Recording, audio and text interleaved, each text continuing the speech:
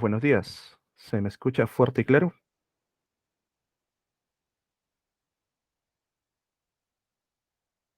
¿Qué tal? Buen día con todos. ¿Me confirman, por favor, que se puede visualizar la pantalla correctamente? Sí, profesor. Sí. Bien. Bien, chicos, ¿qué tal? Buen día con todos. Bien. Estamos ya en la semana 12, bien, y continuamos con los temas genéticos. La semana pasada nosotros vimos lo que vendría a ser la genética mendeliana, bien, una genética en la cual, pues bueno, los primeros ideas de Mendel era acerca de entender cómo eran los procesos de heredar los factores, las características. Bien, gracias a Mendel nosotros sabemos que existen alelos o genes dominantes, bien, y también presentan su forma recesiva. Bien, recordando un poco, chicos. ¿Qué pasaría si nosotros cruzamos dos líneas puras, una con alelos dominantes y otra con alelos recesivos? En la primera generación, ¿qué es lo que observaríamos? ¿La característica dominante o la recesiva? En la llamada F1, dominante, así es. Según las ideas de Mendel, en la F1 siempre se expresa únicamente la característica dominante.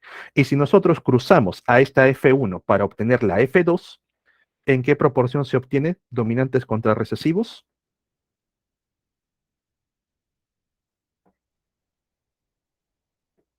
En la F2, dominante y recesivo, ¿en qué proporción están?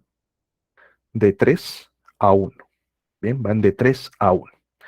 Esta idea, bien propuesta por Mendel y cuando llegó al conocimiento público, bien, dio inicio a que muchos científicos empezasen a buscar lo que viene a ser caracteres, sea tanto en humanos como en otros animales, para entender cuál es dominante, cuál es recesivo, y con eso, digamos, algunos le pueden dar utilidad, sobre todo en el tema de cultivos, crianza de animales, otros directamente con los seres humanos, bien. Dentro de estos científicos tenemos al señor Thomas Morgan, el cual también se interesó, bien, en la evaluación de estos caracteres. El señor Morgan empleó como organismo de prueba a la mosquita del vinagre, bien, mosca de la fruta también conocida, la Drosophila melanogaster. Bien. Esta mosca presentaba características observables como por ejemplo el color de los ojos. Hay moscas de ojos blancos, moscas de ojos rojos, bien, alas cortas, alas normales, alas rizadas, cuerpo amarillo, cuerpo oscuro, cuerpo de ébano. Entonces tenía características que el señor Morgan podía, digamos, hacer un seguimiento. Número dos, este organismo es de fácil crianza en laboratorio, tiene un ciclo de vida bastante corto, de 30 a 40 días, ¿bien? Y al momento que se reproduce genera abundante descendencia. Entonces es un organismo perfecto para hacer un trabajo similar a lo que hizo Mendel. Entonces el señor Morgan se pone a probar respecto al color de los ojos. Bien, le interesa saber cuál de ellos es dominante, si los ojos rojos o los ojos blancos. Bien, entonces Morgan evalúa un primer experimento, consigue líneas puras de organismos, bien, y en este caso va a poner a prueba a una hembra de ojos rojos, bien, aquí la hembra está representada con círculos, el símbolo de Venus, y a un macho de ojos blancos, bien representado con cuadrados, bien, el símbolo de Marte. Al momento que cruza a estos parentales, en la F1 obtiene que todos los organismos presentan ojos rojos. Según Mendel, ¿qué puedes decir? Hasta aquí, según Mendel, ¿qué dirías? Que el rojo es dominante, correcto. Y para comprobarlo, vamos a la F2. Y en la F2 obtiene que el 75%, como 3, expresa el color dominante y el 25% como 1 expresa el color recesivo. Hasta ahí Morgan como que no había descubierto nada nuevo, simplemente que ya sabía que el color de ojos rojos es dominante frente al color de ojos blancos. Pero algo le llamó la atención en la F2. Esos ojos blancos, en lugar de presentarse entre hembras y machos, únicamente lo habían desarrollado los machos. Bien, y eso como que no le cuadra correctamente. Entonces decide realizar un segundo experimento. Vamos por aquí. En este segundo experimento invierte los papeles de los parentales. Ahora el macho, bien, va a presentar los ojos rojos y la hembra va a presentar los ojos blancos. Al momento que obtiene la F1, él esperando que todos desarrollen ojos rojos, se da cuenta, bien, de que los machos, el 100%, ha desarrollado ojos blancos y las hembras, el 100%, ha desarrollado ojos rojos. Algo que no concuerda, bien, con la genética mendeliana. Realiza el cruce de esta F1 para obtener la F2 y se da cuenta que la proporción entre ojos blancos y ojos rojos es del 50%, de 1 a 1. Con esto, el señor Morgan bien entiende de que hay una relación entre ciertas características como es el color de ojos y el sexo del individuo. Bien, aquí surge la llamada genética del sexo, donde el sexo va a determinar la herencia y la expresión de ciertos caracteres. Bien, y antes de entrar con los genes aquí de las moscas, veamos lo siguiente, la determinación cromosómica del sexo.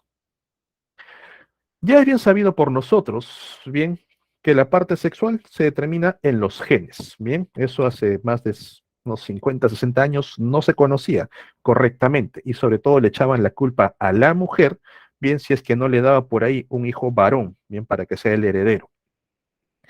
Actualmente nosotros sabemos quién determina el sexo en los humanos, quién es, el varón o la mujer. El varón, profe, ¿por qué? El sistema en los humanos se conoce como el sistema XY, el cual también está presente en los mamíferos. Bien, la mujer es homocigota. La mujer presenta dos cromosomas X en el llamado par sexual.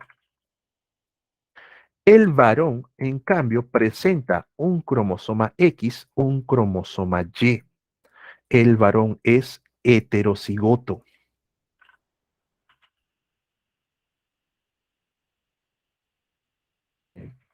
Entonces, por meiosis, una mujer homocigota, al momento que se forma el óvulo, este óvulo únicamente va a cargar cromosomas X. Por meiosis, un varón, al ser heterocigoto, bien, estas células XY, el 50% de los espermatozoides van a cargar el cromosoma X, el otro 50% van a cargar al cromosoma Y. Dependiendo qué espermatozoide fecunde al óvulo, se puede formar un XX, ¿bien? El cual desarrolla como mujer. O se puede formar un XY, el cual desarrolla como varón. Bien, en el sistema XY presente en mamíferos, bien, el varón, el heterocigoto, es el que determina el sexo. Luego tenemos a nivel de algunos insectos, algunos, bien, el sistema XO. Profe, ¿qué es eso? En este caso, las hembras siguen siendo homocigotas. Bien, tienen dos cromosomas X en el par sexual. Los machos solamente tienen un solo cromosoma X. Esa O significa o representa vacío. Bien, el macho no es heterocigoto, el macho es hemicigoto. Tiene la mitad de los cromosomas en el par sexual. Profe, ¿cómo es que surge un macho en estos organismos? En la gran mayoría, cuando el macho realiza procesos de meiosis para formar espermatozoides, bien, la mitad van a llevarse la carga X y la otra mitad simplemente no se llevan nada. Bien, cuando este X fecunda al óvulo X, formas a una hembra. Cuando este que no tiene nada fecunda al óvulo X, formas a un macho. Bien, la gran mayoría de esa manera. Pero también estos machos hemicigotos aparecen cuando la hembra realiza partenogénesis, cuando a partir de un óvulo no fecundado, bien se desarrolla el organismo. Y como este óvulo no ha sido fecundado, únicamente presenta una carga X. Bien, y ahí surgen, por ejemplo, los zánganos, en el caso de las abejas, las cuales se reproducen con la reina para generar variabilidad genética. Bien. Por último, tenemos al sistema ZW, el cual está presente en aves y también en peces. Bien. El ZW es el inverso de lo que viene a ser el sistema XY. En este caso, el macho es homocigoto. El 100% de los espermatozoides que va a producir tienen la misma carga genética Z, y en el macho es ZZ. La hembra es ZW, es heterocigota. Al momento que va a producir los óvulos, el 50% de estos, bien, van a tener la carga Z y el otro 50% la carga o el cromosoma B doble. En el caso de las aves, chicos, ¿quién determinaría el sexo de los polluelos?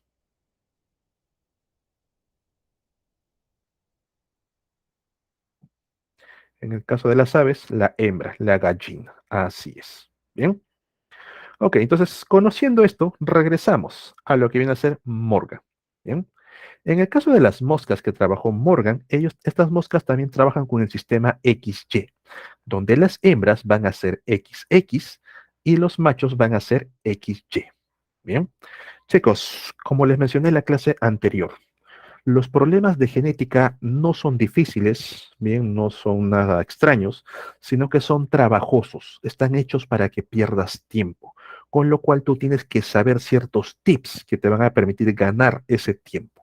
Bien, cuando tenemos una herencia que está vinculada con lo que viene a ser el sexo, bien, recordar que los machos, aquí, los varones, el cromosoma X, ¿de quién lo obtienen? ¿De mamá o de papá? El cromosoma X que está presente en los varones, ¿de quién lo obtienen? ¿De mamá o de papá? De mamá. Directamente de la madre. El cromosoma Y directamente del padre. Siempre. En cambio, en el caso de las mujeres no se sabe. Este X que tienes por aquí no sabe si es de tu mamá o es de tu papá. Bien, entonces vamos a aprovechar esta ventaja que tienen los machos, los varones, que directamente sabemos de dónde heredan cada cromosoma. Bien, mira por acá. Esta hembra presenta ambos alelos dominantes, ambos alelos rojos. Los hijos, el 100% alelos dominantes. Los hijos, 100% alelo dominante. Van a expresar rojo. Ves por acá nuevamente la hembra. La hembra, 50% dominante, 50% recesivo. Lo mismo aplica para los hijos machos. El 50% el alelo dominante, el 50% el alelo recesivo. Lo mismo por este lado. Hembra, 100% alelo recesivos. Los hijos machos, 100% alelo recesivo. Todos ojos blancos. Hembra, 50% dominante, 50% recesivo. Los hijos machos, 50% dominantes, 50% recesivo. ¿A qué voy?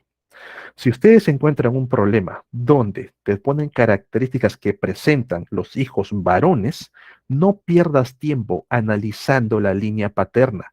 Céntrate en la línea materna. Bien, por ahí te pueden colocar el abuelo paterno tiene tal característica, la abuela paterna tiene tal. Únicamente céntrate en la línea materna. Bien, porque la línea materna directamente va a heredar las características del cromosoma X a los hijos varones. Bien, en el caso de las hijas mujeres, es competencia entre ambos X. Y esto lo vamos a ver en todos los problemas, bien, en la clase de hoy. ¿Ok? Entonces, chicos, hasta aquí. ¿Todo claro con la determinación del sexo y la genética de Morgan? ¿Sí? Bien. Entonces, conozcamos más de cerca a nuestros cromosomas sexuales. Bien. Es bien sabido que el cromosoma X se considera un cromosoma completo, bien, un cromosoma bastante grande, tiene el tamaño normal, el tamaño regular, y el cromosoma Y, los estudios indican que poco a poco se va acortando, se va haciendo cada vez más y más pequeño. Bien, incluso se propone, bueno, se especula que algún día, bien, va a desaparecer y pues ya veremos cómo es que surgen los nuevos machos. Bien. Ambos cromosomas van a presentar dos tipos de regiones. Regiones homólogas, bien, son regiones que ambos cromosomas tienen los mismos genes, bien. Tanto el cromosoma Y como el cromosoma X tienen estos genes y entre estos genes van a competir. Ahí va a existir un dominante o un recesivo. ¿Qué genes vamos a encontrar por aquí? Por ejemplo, los genes SHOX, bien. Aquellos que cuando están presentes determinan una talla baja en el organismo. A su vez, vamos a encontrar otra región conocida como región diferencial. En esta región diferencial vamos a encontrar genes exclusivos en el cromosoma X y genes exclusivos en el cromosoma Y. Bien, lo que tiene el X no lo tiene el Y y viceversa. ¿Qué genes encontramos de manera exclusiva en el cromosoma X? Vamos por aquí. De manera recesiva.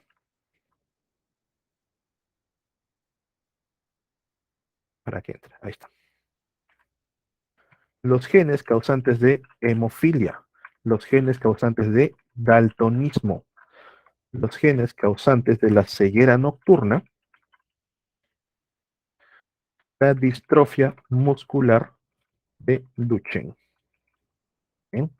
De manera dominante, tenemos el síndrome del X frágil, tenemos la hipo por debajo, fosfatemia, fosfatos ligado al X. Entonces, eso es lo que nosotros vamos a encontrar a nivel de la región diferencial exclusivos para el X. Pregunta, chicos. Si está presente esto exclusivamente en el cromosoma X, ¿a quién afecta? ¿Al varón o a la mujer?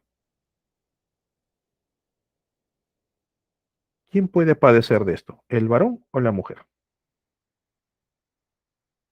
Mujer. Ambos.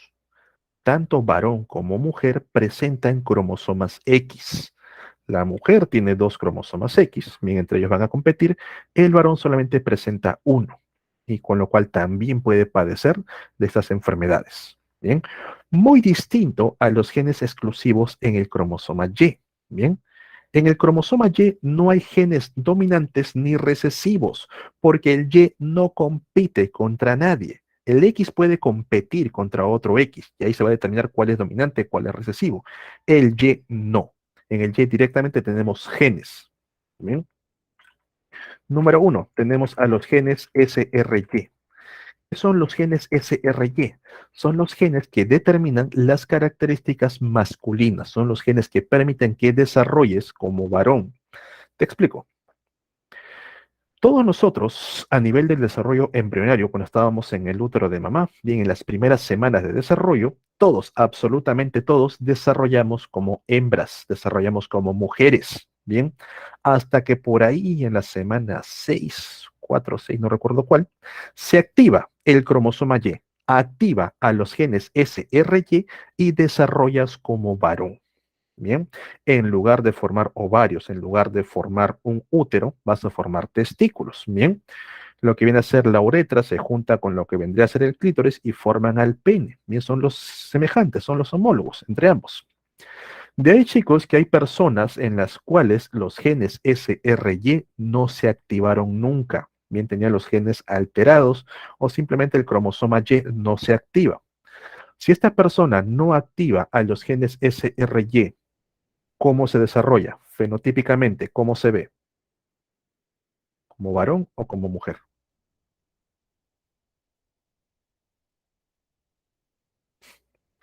Si esta persona no desarrolla los genes, no, bueno, no activa a los genes SRY, ¿cómo se ve? Como mujer, correcto. Bien. Me acuerdo que cuando daba esta clase de manera presencial, los varones se asustaban, profe, puede que yo no lo haya activado. Si tú ya desarrollaste como varón, si ya desarrollaste un pene, un testículo, se ha activado los genes SRY. Ahora, quienes deberían preocuparse son las mujeres, ¿bien? Porque estas personas, al no activar a los genes SRY, fenotípicamente se ven como mujeres, desarrollan como mujeres. ¿Cuándo se dan cuenta? Cuando por ahí tienen, digamos, el útero atrofiado, cuando tienen los ovarios atrofiados, bien, no tienen menstruación, van a hacerse un análisis genético y resulta que son varones, genéticamente hablando, pero fenotípicamente se ven como mujeres. Bien, entonces estos son los genes SRY. También a nivel del cromosoma Y vamos a tener a los genes responsables de la hipertricosis. Bien, la hipertricosis es un crecimiento de vello, bien anómalo, a nivel del pabellón auricular. Bien, toda la orejita empieza a crecer una gran cantidad de vello. Y también vamos a encontrar por aquí al factor de azospermio. ¿Qué cosa es el factor de azospermio? Una persona que presenta el factor de azoospermia, bien, una activación en el cromosoma Y, esta persona no puede desarrollar espermatozoides. Bien, pregunta chicos, si su padre tiene el factor de azoospermia, ¿quién lo hereda? ¿El varón o la mujer? Si su padre presenta el factor de azoospermia, ¿quién lo va a heredar? ¿El varón o la mujer? Para empezar, no sería su papá. La esterilidad no se hereda, correcto, no puede tener hijos. Así es. Si tu padre resulta con factor de azoospermia, directamente no es tu padre. Bien, capaz por ahí no te han contado que ha sido adoptado o producto de una fertilización in vitro. Profe, ¿y cómo es que esa persona lo tiene? Porque de algún lado debió haberlo sacado. Supongamos que tu padre es una persona normal, bien, se reproduce, te tiene a ti como varón, tú tienes ese cromosoma Y, bien, pero quizás en ti, producto de una alteración genética, tal vez en la etapa embrionaria, o quizás has estado expuesto a algún tipo de contaminante, ahí recién se alteró tus genes y el factor de azoospermia aparece, con lo cual tú ya no desarrollas espermatozoides, ya no puedes tener descendencia. Bien, tengan mucho cuidado con este tipo de problemas, sobre todo en verdadero y falso, como pregunta, no te la van a colocar, es como para sacarte tus casillas, pero en verdadero y falso te lo pueden colocar. Bien, la infertilidad no es heredable, por si acaso. Bien, ok, entonces eso vamos a encontrarlo a nivel del cromosoma Y, en la parte diferencial. ¿Dudas, preguntas, algo que no se haya entendido sobre esta comparación? ¿Todo bien? Ok, entonces chicos, cuando nosotros veamos preguntas, ¿qué factores te pueden dejar infértil? Mm, Te voy a mencionar varios, pero a nivel de lo que vamos a ver en la siguiente, después del receso, que son las mutaciones, pero vamos con algunos. Número uno, ciertos fármacos. Bien, hay fármacos que tienen riesgo de dejarte de alterar los cromosomas a nivel de los gametos. Bien, y estos fármacos son recetados principalmente a personas que ya no van a tener hijos, personas de edad avanzada o que han decidido no tenerlo. Número dos, estar mucho tiempo sentado.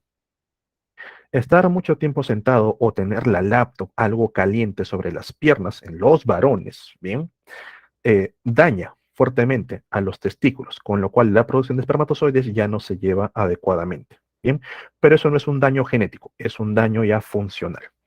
Número 3, cuando la madre estuvo embarazada y consumió algún fármaco que altera el embrión, eso puede dañar genéticamente y producir que este embrión bien, tenga ciertas anomalías, tanto para varones como para mujeres. Bien. Y número 4, pues también la propia edad y los estilos de vida. El exceso de alcohol, el exceso de drogas, van a hacer que muchas células se alteren y simplemente empiecen a morir. ¿Ok? Bien. Ok, chicos, entonces, conociendo todo esto, bien, al momento que nosotros vamos a analizar las preguntas de admisión, ustedes en estos textos que hablan acerca de genética del sexo, bien, la genética de Morgan, van a encontrar palabritas clave que van a saber, te van a llevar, bien, hacia el problema. Una de estas palabritas clave es la siguiente frase. Si por ahí te colocan, tenemos una enfermedad tal que se trata de una herencia ligada al sexo. Si yo encuentro la palabra ligado al sexo, automáticamente pienso en el cromosoma X. Bien, y el cromosoma X puede afectar tanto a mujeres como a varones. Bien, entonces cualquier cosita que diga ligado al sexo, cromosoma X. Uno de estos casos viene a ser la hemofilia. ¿Qué cosa es la hemofilia? La hemofilia es la incapacidad de formar los factores de coagulación, la protrombina que se vuelve trombina, el fibrinógeno que se vuelve fibrina y todo eso, bien, lo que vimos en cascada de coagulación. Ustedes de manera normal, cuando se hacen una herida, bien, apenas se empieza a disminuir la presión, se activan los factores de coagulación. Se forma el coágulo, el cual taponea la herida, bien, evita que siga saliendo sangre y las células continúan con el proceso de reparación. Una persona que padece hemofilia no puede formar estos factores de coagulación, con lo cual no puede formar un tapón y la herida bien sigue abierta. La sangre continúa saliendo, profe, entonces significa que nunca va a cicatrizar. Va a cicatrizar, las células se reparan, solamente que hasta que terminen de repararse, la persona pierde sangre constantemente. De ahí que estas personas que son detectadas con hemofilia, al momento que tienen heridas, tienen cortes, son tratadas de manera especial. Si el corte es muy grande, rápidamente sutura, tratar de sellar todos los espacios para que la sangre no salga, ponerle parches, vendaje. Si el corte también es muy grande o es, digamos, considerable, se le hace un torniquete evitando, disminuyendo la presión sanguínea, bien, pero que sea la suficiente para mantener irrigado a esa estructura. Bien, vas a perder un poco de sangre en el proceso, sí, pero finalmente sobrevives. Bien, una persona con hemofilia sí tiene mucho riesgo de poder morir a edades jóvenes, sobre todo cuando son niños, porque a cada rato sufren accidentes. Bien, veamos qué nos dicen los genes. La hemofilia se trata de un gen recesivo, el cual está presente en el cromosoma X, por eso es ligado al sexo. Bien, al estar presente en el cromosoma X, recordar que las mujeres son XX. Ambos cromosomas X van a competir entre ellos. Por eso tenemos tres casos. Número uno, los dos alelos son dominantes. Cuando están bajo la forma dominante, la hemofilia no se expresa, tiene una coagulación normal. Segundo caso, tenemos un dominante y un recesivo. El dominante se impone ante el recesivo y se expresa, con lo cual, fenotípicamente hablando, la mujer es normal. Genotípicamente, en los genes, la mujer es portadora. Bien, por ejemplo, ustedes chicos, ¿me podrían indicar si alguna de las señoritas es portadora? ¿Ustedes, señoritas, saben si son portadoras de hemofilia? La verdad que no, porque fenotípicamente lo que se ve es una persona normal. Bien, si me preguntan por el fenotipo, es normal. Ya cuando se hace un análisis genético, cuando sacan el genotipo, ahí pueden aparecer algunas portadoras, bien, que portan el alelo recesivo.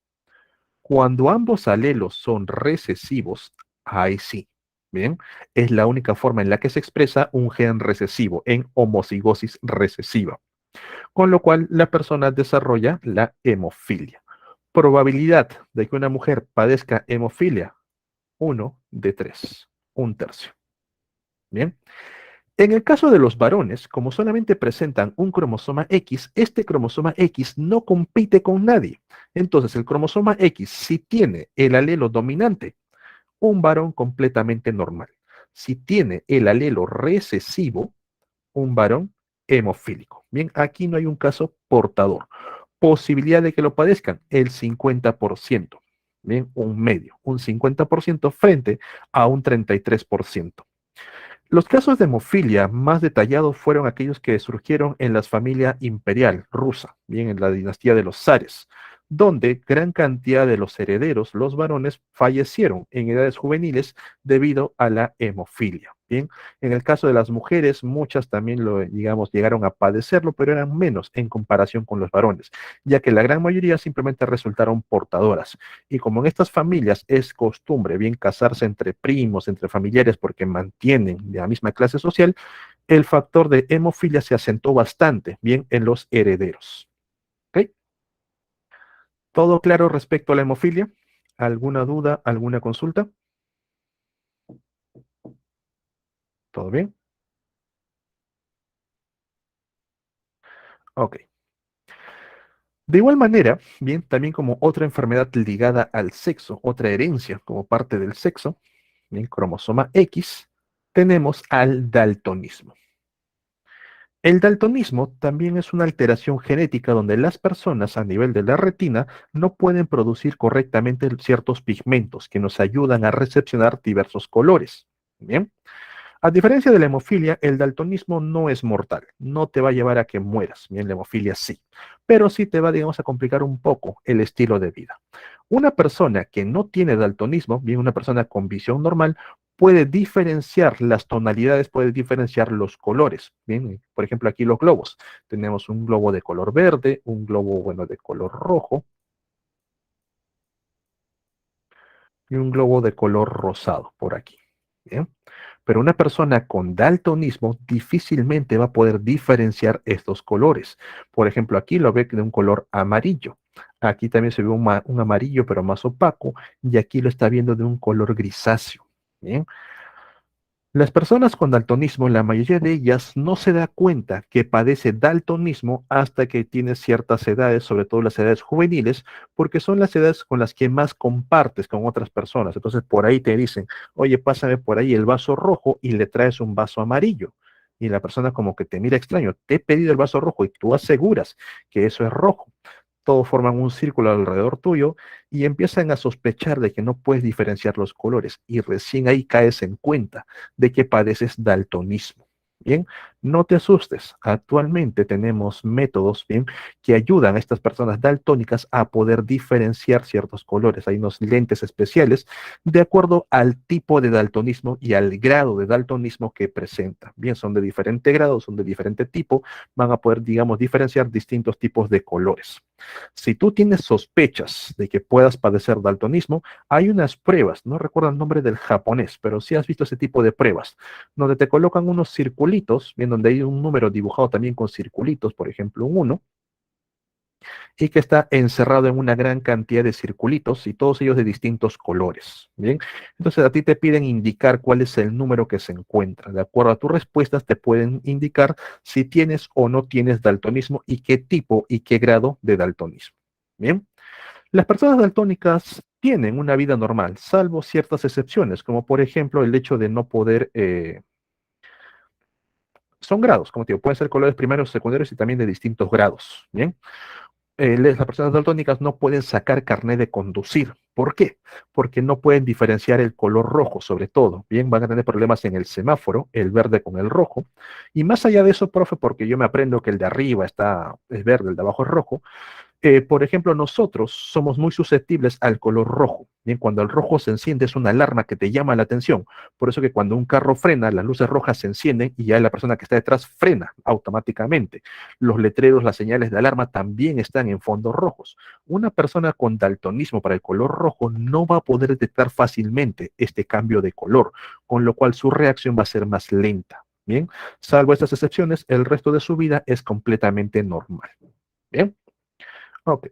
En cuanto a la parte genética, nuevamente el daltonismo, al igual que la hemofilia, son genes recesivos, ¿bien? Encontrados en el cromosoma X. Y aquí otra vez la diferencia entre varones y mujeres. Las mujeres, repito, presentan dos cromosomas X que compiten entre sí. Si ambos alelos son dominantes, una mujer completamente normal. Si un alelo es dominante y el otro es recesivo, el dominante opaca, se impone ante el recesivo, con lo cual la mujer tiene una visión normal. Fenotípicamente es normal, pero genotípicamente es una mujer portadora.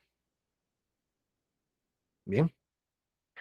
En el caso de que ambos alelos sean recesivos, bien, homocigosis recesiva, esta es la única manera en la que se expresa un gen recesivo, desarrollando una mujer con visión daltónica. Bien, posibilidades 1 de 3. En el caso de los varones, nuevamente, un solo cromosoma X. Si este tiene el alelo dominante, varón normal. Si este tiene el alelo recesivo, varón daltónico. Posibilidad 50%.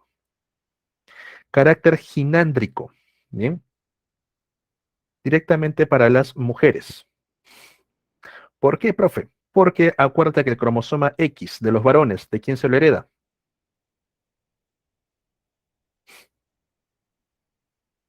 Si un varón padece daltonismo, ¿de quién heredó ese daltonismo? ¿Quién le regaló ese cromosoma X?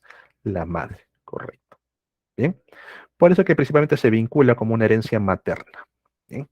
El daltonismo también se desarrolló bastante en las familias burguesas a nivel de España, a nivel de Inglaterra. Bien. ¿Han escuchado el término sangre azul? La familia real de sangre azul. No es que su sangre sea azul, era roja, solamente que ellos no podían verla, de color rojo. Y como también se reproducían entre familiares, es un carácter que se fue acentuando bastante. ¿Bien?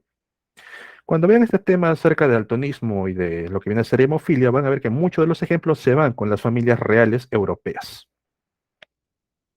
Bien, chicos, entonces todo claro con daltonismo, todo claro con lo que viene a ser hemofilia.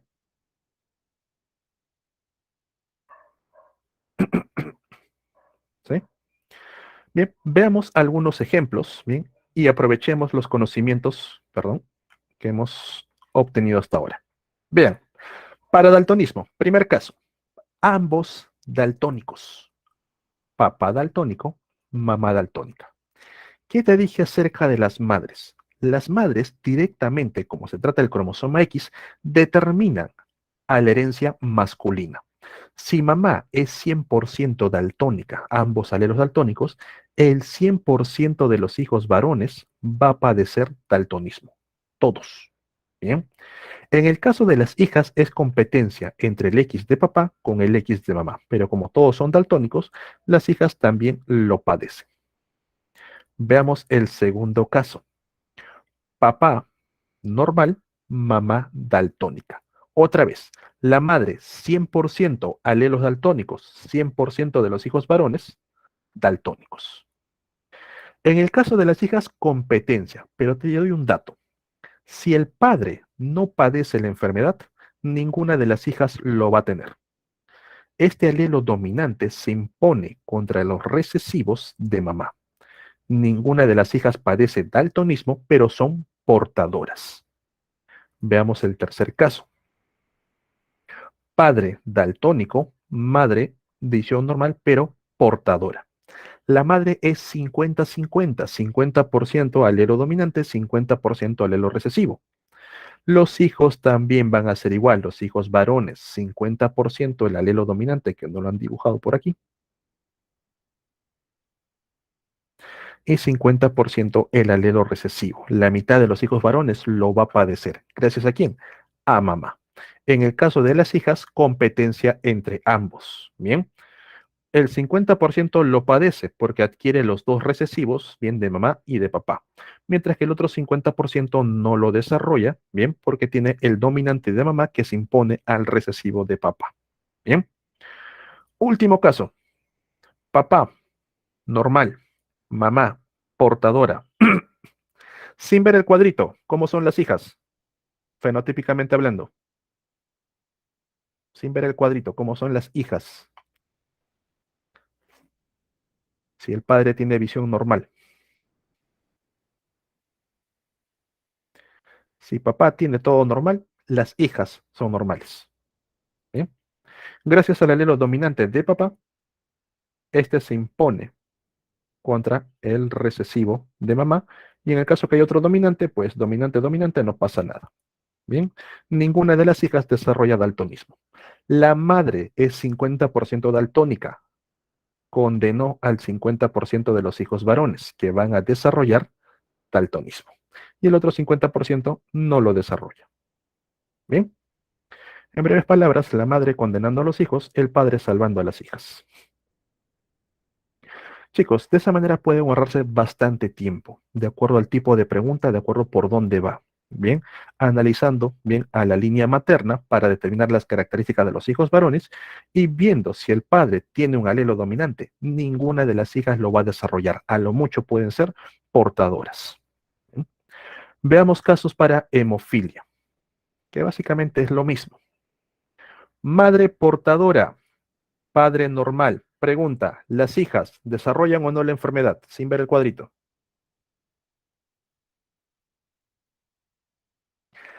Las hijas son portadoras cuando tienen un alelo dominante y el otro recesivo. ¿Bien? Cuando el padre tiene visión normal o no tiene hemofilia, bien, porque tiene un alelo dominante, este se va a imponer. Este dominante contra otro dominante, pues homocigosis dominante. Este dominante contra un recesivo, el dominante se impone y silencia al recesivo. Bien, entonces aquí ninguna de las hijas va a desarrollar hemofilia, pero a lo mucho tenemos un caso de una hija portadora. Bien, en este caso son portadoras. En el caso de los hijos varones, los varones están determinados directamente por la madre. La madre es 50% hemofílica, es una madre portadora. ¿Qué vamos a encontrar? que el 50% de los hijos varones lo desarrolla. Bien, mientras que el otro 50% no lo tiene. ¿Te das cuenta? Sin ver el cuadrito directamente con los padres, ya puedes deducir cómo van a salir los hijos. Vamos con este último ejemplo. Una mujer 100% normal. Los hijos varones, ¿cómo van a ser? 100% normales. Ninguno padece hemofilia. En este caso, el varón es hemofílico, bien, va a competir contra el alelo de mamá. Y gracias a la madre que tiene el alelo dominante, las hijas tampoco lo desarrollan, pero ¿cómo quedan? Como portadoras. Fenotípicamente normal, genotípicamente portadora. ¿Bien? Ok. ¿Queda claro entonces la herencia ligada al sexo? ¿Alguna duda, alguna consulta? ¿Todo bien? Ok. La otra palabrita clave, aparte de ligado al sexo que ustedes van a encontrar, es la siguiente. Herencia restricto al sexo. Si a mí me dicen, o si yo encuentro la palabra restricto al sexo, bien, voy a pensar en el cromosoma Y. Bien, así como ginándrico es para las mujeres, holándrico es para los varones. Bien, esta herencia únicamente afecta a los varones. Bien, solo los varones resultan afectados y se transmite mediante el cromosoma Y. Las mujeres no se ven afectadas y tampoco son portadoras, con ellas no tienen nada que ver. Y este rasgo se transmite de generación en generación de manera perfecta de padres a hijos, siempre. Por ejemplo, vamos a armar aquí un cuadrito. Tú eres un varón, bien, con tus cromosomas sexuales XY. Ese cromosoma X, ¿de quién lo obtienes?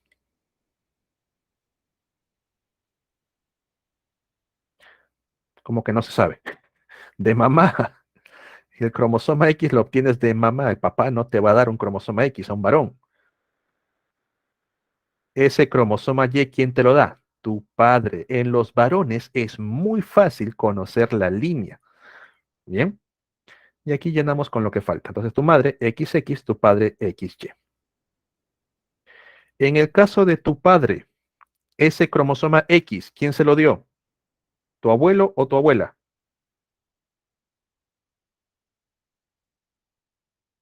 La abuela, por supuesto. Y ese cromosoma Y,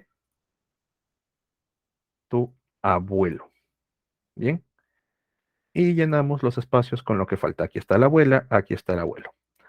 Vamos, una última. A los bisabuelos, por aquí. Ese cromosoma X, ¿quién se lo dio? ¿El bisabuelo o la bisabuela? La bisabuela. Bien. Porque el bisabuelo le regaló el cromosoma Y. Tu abuela jamás te va a dar un cromosoma Y, nunca. Y llenamos con los espacios que faltan. Señores, si por aquí aparece un error en el cromosoma Y, bien, este va a ser heredado directamente al siguiente hijo varón. Va a ser heredado al varón y lo vas a presentar tú.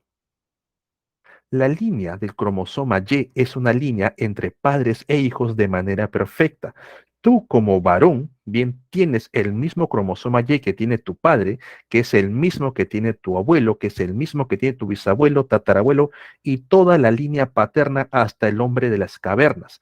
En cambio, tu cromosoma X se pierde. Bien, tú sabes que tu cromosoma X proviene de tu madre. Hasta ahí, todo bien. Pero ahora te pregunto, ese cromosoma X que te donó mamá, ¿de quién lo obtuvo? ¿De su mamá o de su papá? ¿De tu abuelo o de tu abuela? No se sabe, no lo sabes. Pudo haber sido de mamá, pudo haber sido de papá. ¿Te das cuenta? Ahí rápidamente perdiste la línea del X. En cambio, el Y continúa, el Y perdura. ¿Bien? Antes de entrar con este ejemplo, otra cosa más. Entonces, profe, ¿significa que todas las generaciones que sigan en mi descendencia van a presentar el mismo cromosoma Y? No, se puede perder. Te ponemos por aquí. Bien, aquí estás tú como varón. Y supongamos que contraes nupcias, te casas con una mujer, ¿bien? Y al momento que vas a engendrar hijos, ¿bien? No tienes ni un solo varón, todos son mujeres. Cogen tu cromosoma X y se llevan el X de tu pareja. Todas son hijas. Si esta hija se casa con otro varón, por aquí, ese varón a tus nietos varones, bien, va a aportarles ese cromosoma Y, mientras que tu hija únicamente le aportó el cromosoma X. Ahí te das cuenta que ya no es tu cromosoma Y, ha cambiado al cromosoma Y de la línea paterna de ese lado. Bien, por eso que en la línea materna se pierde todo eso. ¿A qué va todo eso? Por ejemplo, tenemos el caso de la hipertricosis, que es el crecimiento de vello en el pabellón auricular, en esta zona. Esto es una característica es un rasgo muy llamativo en las familias hindús, en la India, donde el padre, el abuelo, los hijos, todos ellos van a presentar dicho crecimiento. Bien, ¿cuándo se pierde esa característica? Cuando uno de los hijos, al momento que va a tener su descendencia, únicamente tiene a mujeres. Ahí ya se perdió el cromosoma y empieza con el cromosoma Y de la otra familia. Si la otra familia no tiene la hipertricosis, los hijos tampoco lo van a presentar. Bien. Supongamos, señores, que ustedes son una familia de puros varones, bien, son unos hermanos, y todos ellos presentan hipertricosis menos tú. ¿Cuál es el diagnóstico?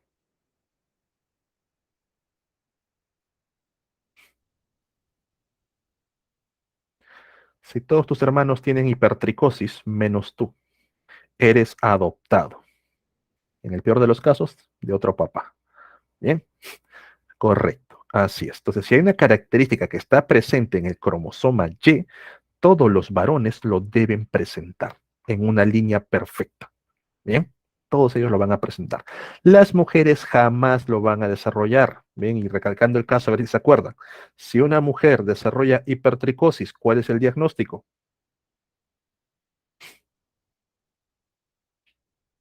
Si una mujer desarrolla hipertricosis, ¿cuál sería el diagnóstico?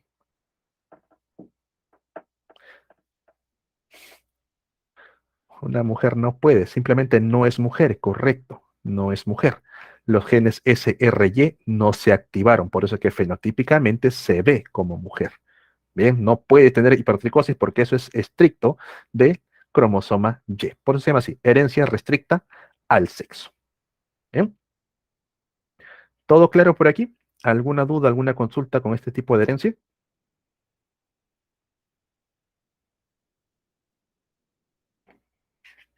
Sí. Bien, vamos con el último caso. Bien, entonces tenemos ligado al sexo, cromosoma X, restricto al sexo, cromosoma Y. La última frase, la última palabrita clave es herencia influenciada por el sexo. Profe, ¿en qué cromosoma pienso? En ninguno. Cuando encuentras un tipo de herencia influenciada por el sexo, se refiere a que depende si es mujer o es varón, bien, a que dicha herencia se exprese. Tal es el caso de la calvicie. Yo sé que muchos, sobre todo varones, se preguntan si algún día van a ser calvos. Bien, profe, desarrollaré calvicie porque mi papá lo tiene. Las mujeres también desarrollan calvicie. Para empezar, el gen de la calvicie es un gen de tipo dominante. Bien, es un gen dominante. Como gen dominante, ¿bien? Es un tipo de herencia influenciada por el sexo. Los varones que empiezan a desarrollar calvicie, vas a notar que, número uno, empiezan a aparecer las entradas, en las cuales van aumentando con el paso de los años. También van perdiendo cabello a nivel de la corona o remolino, bien, hasta que finalmente desarrollan una calva.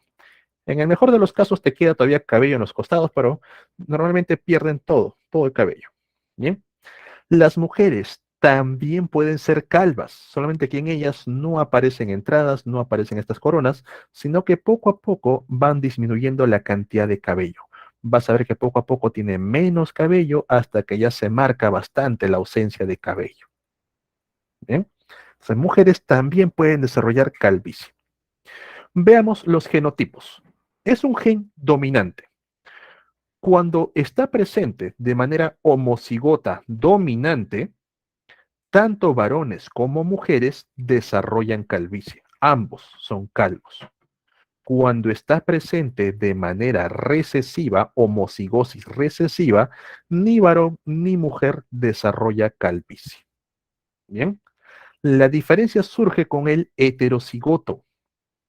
Cuando están bajo la forma heterocigota, un alelo dominante contra un alelo recesivo, por herencia mendeliana, el dominante debería opacar al recesivo y expresarse. Se deberían ser todos calvos, pero el sexo influye, las hormonas influyen, donde los varones sí logran la calvicie, mientras que las mujeres no lo desarrollan. Una mujer heterocigota no desarrolla calvicie. Entonces, chicos, posibilidad de que un varón padezca calvicie, 2 de 3. Bien, homocigosis dominante, heterocigosis. Posibilidad de que una mujer padezca calvicie, 1 de 3. Homocigosis dominante, nada más. Aquí ni varón ni mujer, aquí no la mujer. Bien, entonces, vamos con preguntas clave. Si ambos padres son calvos, ¿cuál es la probabilidad de que las hijas padezcan calvicie? Si ambos padres son calvos.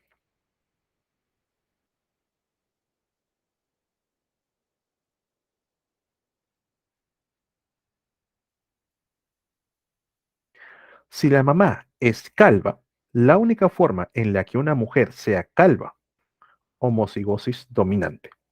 Si papá es calvo, hay dos formas.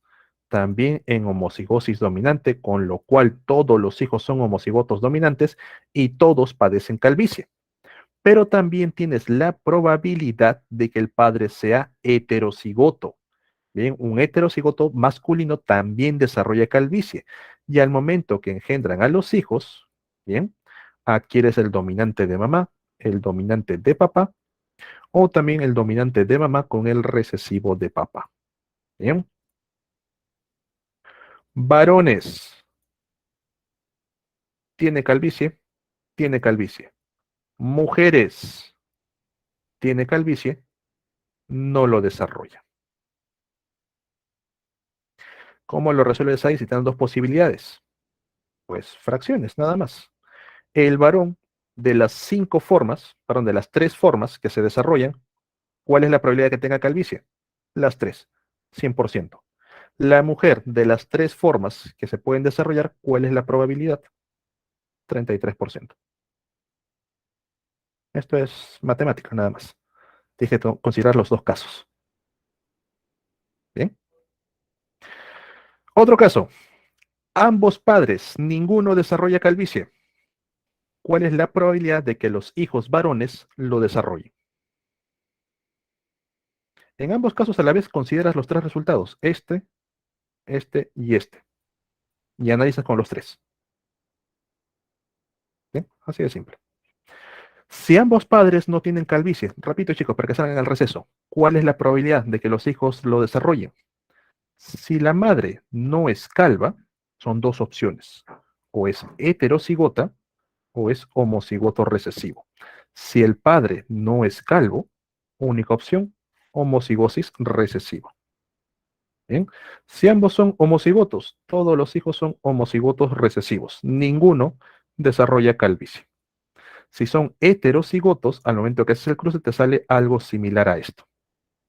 Ah, no, perdón, te sale heterocigoto y homocigoto recesivo. Bien. Bajo esta forma, los hijos, las hijas, los hijos, 50% bajo esta forma, solamente para esto. Las hijas, 0% para desarrollar calvicie. Bien. Bien, chicos, hacemos una pausa por aquí hasta las 12:10, ¿bien? Para continuar con la clase. Voy a aprovechar en tomar la foto.